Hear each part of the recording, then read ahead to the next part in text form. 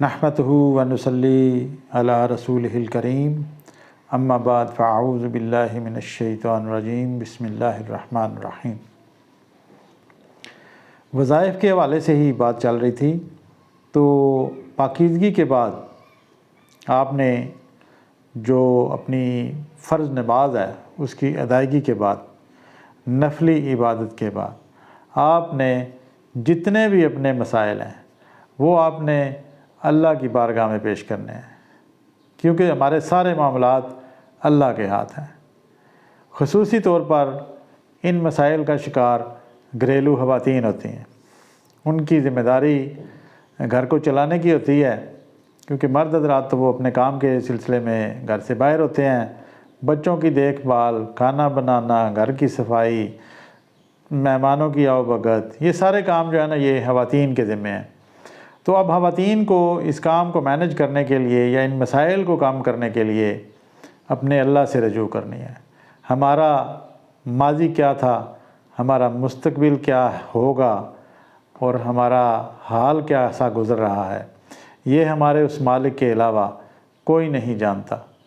اس لیے اپنے سارے معاملات اپنے اللہ کے سپرد کیا کریں اور اس سے لو لگانے کی باتیں کیا کریں۔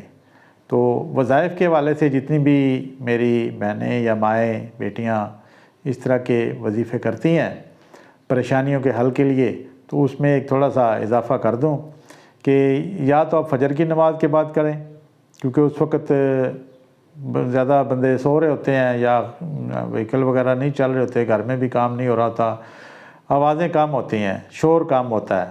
تو یا پھر عشاء کے بعد، خاموشی کے بعد، خاموشی سے نا عشاء کے بعد یا فجر کی نماز کے بعد آپ نے سب سے پہلے درود پاک پڑھ لینا ہے، 11 مرتبہ پڑھ لیں بہت اچھی بات، اس سے زیادہ پڑھ لیں اس سے زیادہ اچھی بات۔ پھر آپ نے سب سے پہلے آپ نا استغفار کا وظیفہ جو ہے نا ایک تسبیح لاحول کی بھی پڑھ لیں عشاء کی نماز کے بعد، ہر نماز کے بعد پڑھ لیں تو ویل اینڈ گڈ، لیکن اگر نہ ہو سکے تو پورے دن میں ایک تسبیح لا حول ولا قوۃ الا باللہ العلی العظیم، اس میں بھی کسی سے مشورہ کر کے نا درست مخارج کے ساتھ پڑھیں، کیونکہ بعض لوگ پڑھ رہے ہوتے ہیں اور کہتے ہیں جی کہ فائدہ نہیں ہوا، تو وہ درست مخارج کے ساتھ نہیں پڑھ رہے ہوتے۔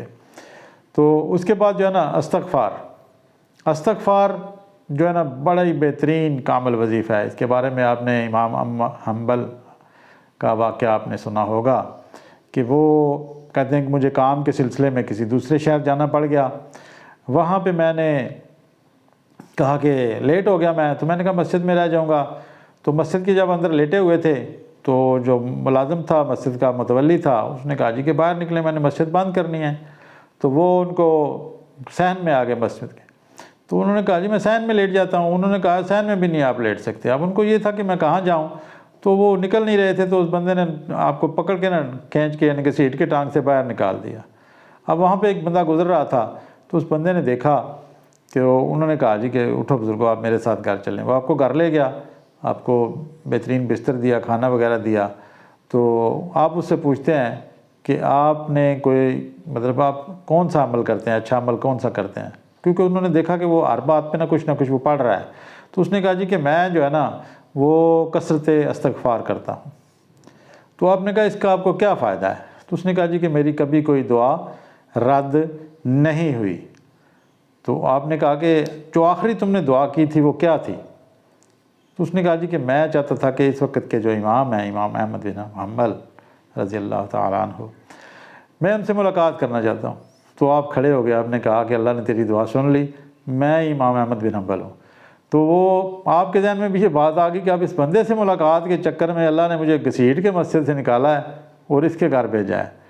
تو بڑے یہ یعنی بندے کو جو ہے نا ایمان تازہ کرنے والا واقعہ ہے کہ آپ کثرت استغفار کریں اور اپنے اللہ سے رجوع کریں۔ اپنے سارے معاملات جو ہے نا، قرآن پاک کی ایک آیت ہے وَأَفَوِّضُ أَمْرِي إِلَى اللَّهِ إِنَّ اللَّهَ بَصِيرٌ بِالْعِبَادِ، میں نے اپنا معاملہ یعنی آپ کو جو کچھ بھی چاہیے، جو مسئلہ ہے، وہ سارے مسئلے اللہ کی ذات میں، اللہ کی بارگاہ میں پیش کریں۔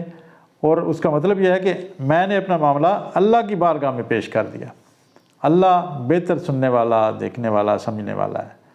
تو اس لیے آپ اپنے سارے معاملات جو ہے وہ کثرت استغفار کے ساتھ صبح فجر کی نماز کے بعد آپ پڑھیں، درود شریف پڑھیں 11 مرتبہ، اس کے بعد لا حول کی تسبیح پڑھ لیں، اور اس کے بعد استغفار کی تسبیح پڑھ لیں۔ سارا دن جب بھی آپ فارغ ہیں، کوئی ٹائم نہیں لگتا، مشکل الفاظ بھی نہیں ہیں، ٹھیک ہے، استغفار پڑھیں۔ اگر آپ کو سمجھتے ہیں کہ صبح آپ کو گھر کے معاملات ہوتے ہیں، یہ بات میں خصوصی طور پہ خواتین کے لیے کر رہا ہوں کہ انہوں نے صبح اٹھ کے ناشتہ وغیرہ بنانا ہوتا ہے، نماز کے آٹا گوندنا وغیرہ اس طرح کام، تو وہ اپنا جو ہے نا وہ یہ کام صبح ٹائم کر لیں، اور یہ جو پڑھائی والا کام ہے کثرت استغفار والا، یہ آپ اپنا عشاء کی نماز کے بعد بچے وغیرہ سو جائیں، شور کم ہو جائے، بہتر یہ ہے کہ آپ اندھیرے میں کریں، ٹھیک ہے۔ اگر زیادہ اندھیرا آپ کو نہیں پسند یا آپ کو ڈر لگتا ہے تو بالکل ہلکی سی لائٹ کوئی بھی گرین کلر کی ہو، بلو کلر کی ہو، وہ آن کر لیں، ٹھیک ہے، بے شک موبائل کی لائٹ آن کر لیں، تو اس میں آپ جو ہے نا وہ باتیں جو ہیں وہ دھیان جو ہے وہ اپنے اللہ کی طرف ہو، اور اللہ جو ہے وہ اپنے بندے سے ماں سے بھی 70 گنا بڑھ کے محبت کرتا ہے۔ ایک دفعہ کا واقعہ ہے کہ حضرت جبرائیل علیہ السلام نے جب حضرت یوسف علیہ السلام کا واقعہ ہوا کہ حضرت یوسف علیہ السلام اپنے والد صاحب سے ملے، تو ان کے والد صاحب نبی تھے اللہ کے، انہوں نے بھی رو رو کے نا اپنا برا حال کر لیا تھا اور ان کی آنکھیں ختم ہو گئی تھیں۔ تو انہوں نے جب اپنے بیٹے سے ملے تو وہ اس کو اپنے سینے سے لگاتے، روتے اور بے ہوش ہو جاتے، پھر جب ہوش آتی پھر اٹھتے، بچے کو سینے سے لگاتے، پھر بے ہوش ہو جاتے۔ 3 مرتبہ جب ایسا ہوا تو حضرت جبرائیل علیہ السلام نے پوچھا اللہ سے کہ کیا کوئی بندہ اتنی زیادہ محبت کرتا ہے اپنی اولاد سے؟ تو اللہ ذات نے فرمایا کہ میں اس سے 70 گنا بڑھ کے اپنے بندے سے پیار کرتا ہوں۔ تو آپ اندازہ لگا لیں کہ اللہ اپنے بندے سے کتنی محبت کرتا ہے۔ یہ بندہ ہی ہے جو دنیا داری میں مصروف ہے، اللہ کی طرف نہیں ہوتا۔ تو میری سب اپنی ماؤں بہنوں بھائیوں سے یہ گزارش ہے کہ آپ جو بھی وظائف پڑھیں وہ اپنے کسی بھی بزرگ سے اس کی اجازت لے کے پڑھیں، کیونکہ اس کے اچھے بھی اثرات ہوتے ہیں اور کچھ لوگوں کو اس کے برے اثرات بھی ہوئے ہیں صرف لا علمی کی وجہ سے۔ اللہ اچھے عمل کی توفیق عطا فرمائے۔ نیکسٹ ویڈیو میں انشاءاللہ اس کے جو اثرات ہیں یا اس کا بغیر اجازت کے پڑھنا ہے اس کے بارے میں بات چیت ہوگی۔ اللہ حافظ۔